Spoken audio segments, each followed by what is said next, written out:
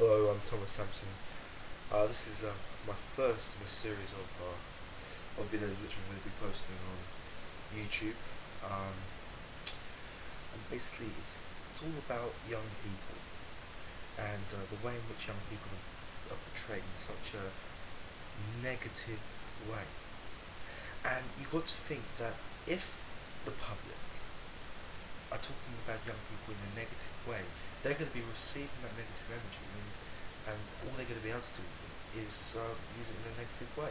So, first of all, there's a couple of things that I may agree with.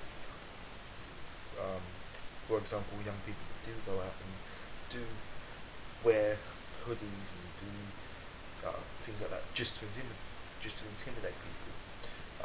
However, you could say that the reason why they're wearing that hoodie, yes, because their friends are doing it, but there is a lot of peer pressure involved in being a young person. Being a young person myself, I do know these things, but there are ways of around this peer pressure. One of the things I say is saying no. No is the strongest word in the dictionary, and there's not really any comeback to it. But I'm going to talk about a project which I want to set up. Basically, it's allowing young people to discover their identity, to be able to shine, and to be able to achieve. Because there's a lot of things that you can do in that, and it's not just achieving in schools. It's not just shining in schools and education and things like that. Because a lot of pressure is put on young people when it comes to things like school, when it comes to education, when it comes to taking exams and things like that. But you've got to remember that not everything is to do with school, and what the project which I want to set up will be done in schools, but I'll be talking about how you can build an identity and you can give yourself a name rather than being just any old young person. You can be seen as, yes, that is a young person over there, but that young person is called Bob. Rather than being, oh yeah, there's young people over there. Or what are those young people doing? They look like they could be in trouble. And that's the way adults see things. They see, because their perception of young people is created by the media and is expressed by the media so much. That's all they really get to see of young people, and you never hardly turn on the news and hear anything positive said about young people.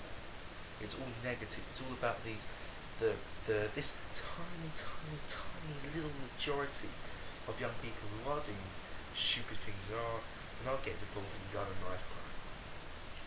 So just remember, call up your local youth club if you want to find out about young people and find out the positive things that they're doing. An example is at my local youth club in Purley, which is in South London. There's a girls' project on, and the girls arrange all themselves. They tell the youth workers what they want to do. I'd say that's an extremely positive thing. But yet, you would not turn on the news and say there's a group of young ladies in Purley who who are spending their spare time in a youth club doing what they want to do. You're going to turn on the news and you're going to hear young people being victimised, basically.